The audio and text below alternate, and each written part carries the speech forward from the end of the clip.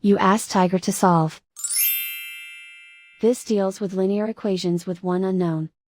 The final result is h equals 18. Let's solve it step by step. Group all h terms on the left side of the equation. Subtract 5h from both sides. Simplify the arithmetic. Group like terms. Simplify the arithmetic. Convert the h into a positive number. Multiply both sides by -1.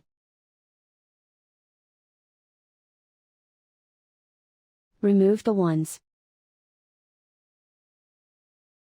Simplify the arithmetic. And so the final result is h equals 18.